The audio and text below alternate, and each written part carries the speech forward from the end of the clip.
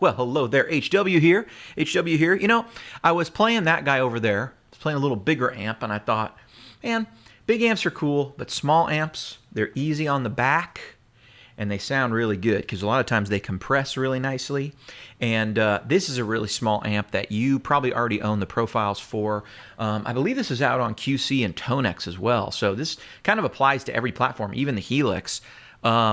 And NAMM. This is literally out for everything. It's like the best small amp in your modeler.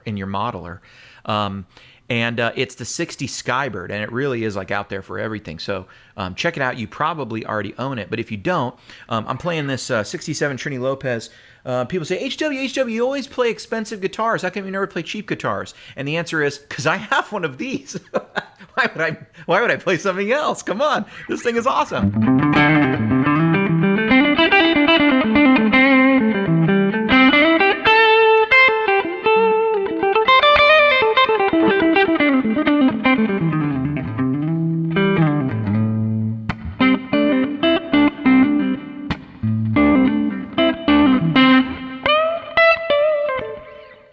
I'm lucky to have this one, man. This is a great guitar. Anyway, right now I'm playing the Skybird through a little different cabinet than is normal because I'm playing it through a 115 cabinet because I've been making IRs and stuff. And I'm working on some new IRs, and it sounds big and it sounds huge and it sounds like this. On the Kemper, I think you've got these.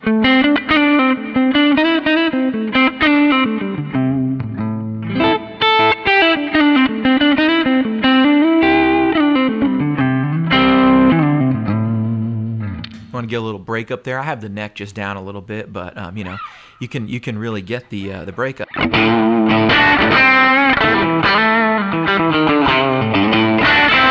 Let me put it on the normal like tone of it so you can hear it, because here's how it sounds on basically all the modelers. Some of them have other options, but this one is on everything. I know that for sure.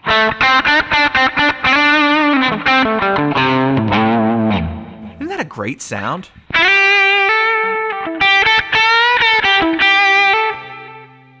Sometimes these later 60s can get a little hairy, so you just roll the treble there, the tone, down to like 7 or 8, and you kind of get back in the PAF zone. You know what I mean?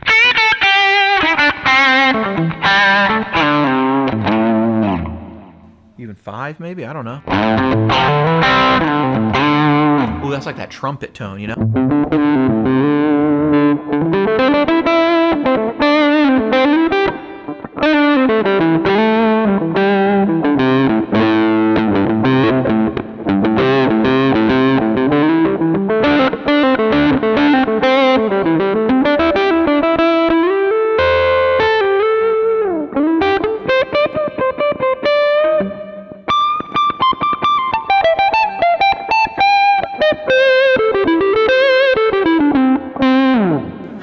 That's cool, man. These old Gibsons are a little tough to play up here, but they're great. Anyway, I'm going to put that back, and it has a really great tone because it sounds like this. Turn that overdrive off.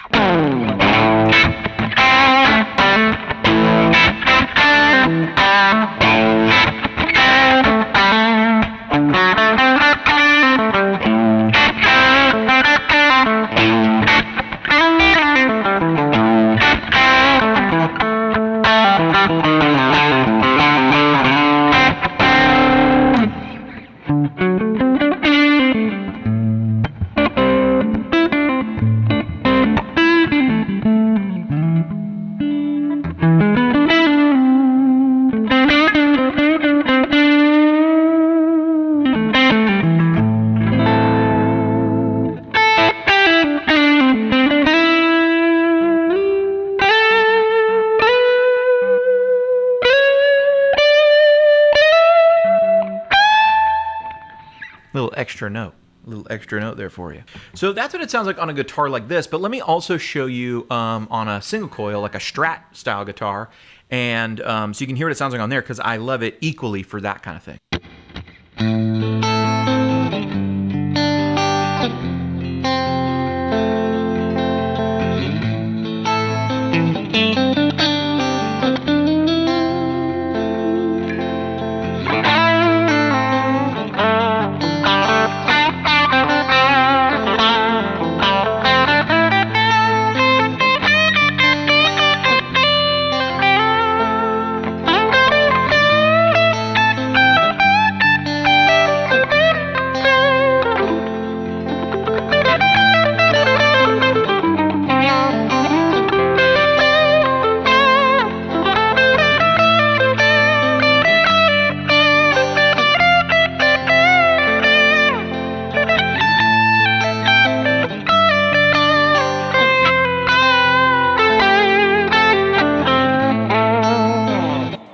Pretty cool. I don't know. It has like a this little amp. It just reminds me of like a really screaming Champ, but like heftier, but like a little more reedy than like a Princeton, like a little less bass. And mine, the one that I've captured on all these different devices, it actually has an old Fender Blue Label speaker.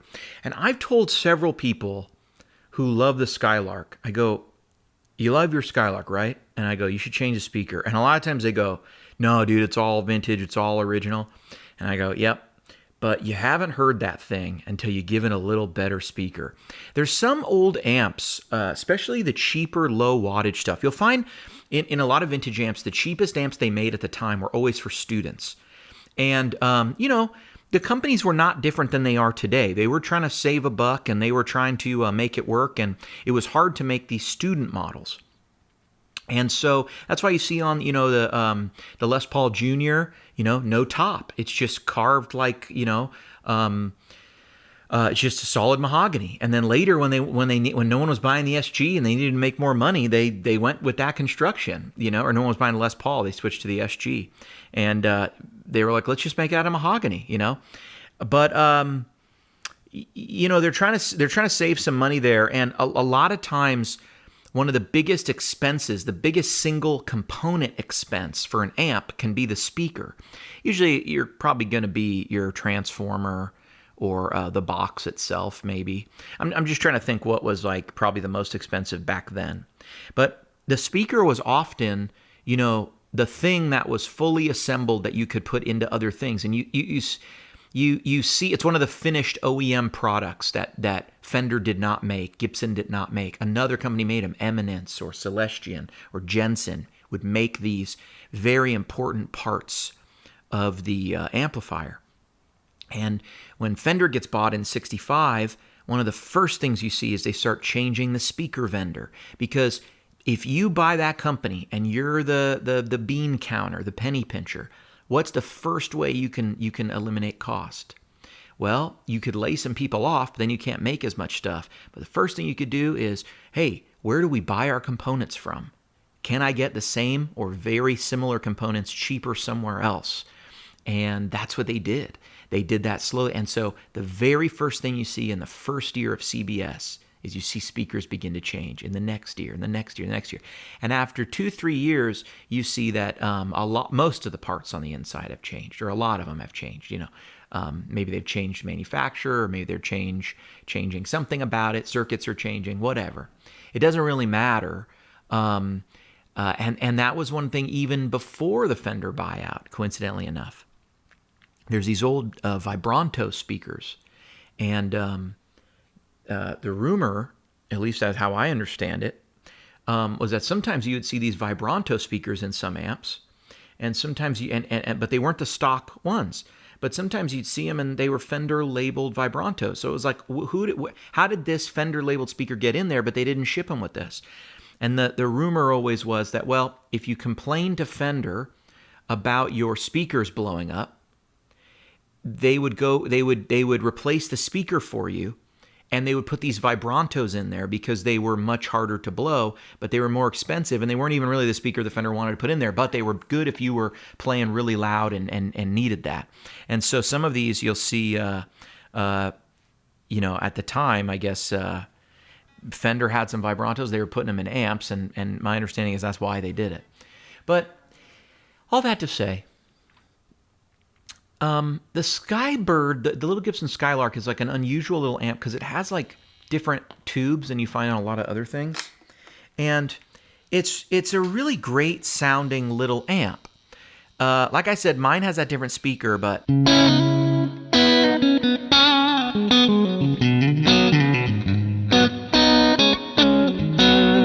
it's just so responsive, so juicy.